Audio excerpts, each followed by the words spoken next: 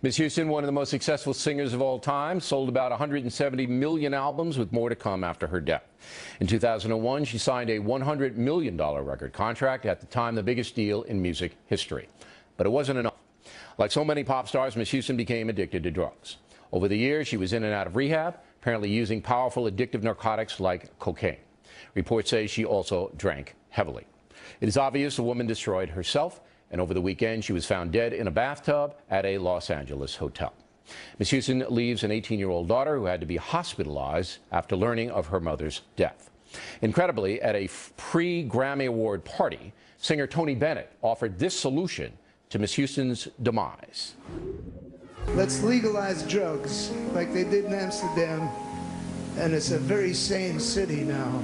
No one's hiding, no one's running around corners trying to sneak up to find something. They have to go to a doctor and get it. And if the doctor doesn't want to give it to them, they don't get it. And it's called sanity instead of insanity. Well, with all due respect to Mr. Bennett, his grasp on reality is slipping. Ms. Houston was found with a variety of legalized drugs in her hotel room. Apparently, she took some of them and expired. Tony Bennett might want to rethink his contention that easier access to narcotics would have helped Whitney Houston. As a factor recently reported, the OxyContin epidemic is killing thousands of Americans all over the country. That is a legal drug available by prescription. Also, medical marijuana is now legalized in many places, and we now have Americans legally getting stoned every day on pot. Alcohol is legal. An estimated 10% of American adults have problems with booze. So what exactly does legalizing narcotics bring us? More availability. That's what. Whitney Houston wanted to kill herself. Nobody takes drugs for that long if they want to stay on the planet.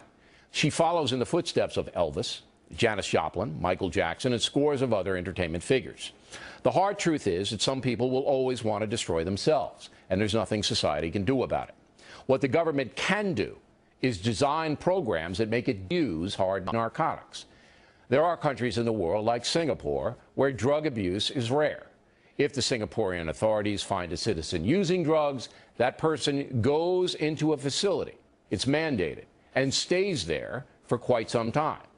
Of course, the ACLU would go nuts if that were imposed in America, but there should be some middle ground. Czech is disgusted by people who say that selling narcotics is not a violent crime. Ron Paul has insinuated that, and he is desperately wrong. The doctor who prescribed those drugs for Whitney Houston had to know she was a drug addict. Everybody knew that. Yet an MD apparently gave her powerful legal narcotics. The same thing happened to Michael Jackson. It is estimated that 75% of all the child abuse and neglect in this country is caused by adults who are substance abusers. Crime is driven by drug-addicted people. Inner city violence is driven by drug sellers. In Mexico, the drug cartels have almost taken over the entire country. When will society wake up? Drugs are dangerous, not just to people like Whitney Houston, but to all of us. Legalizing them will have all kinds of unintended consequences, especially for children.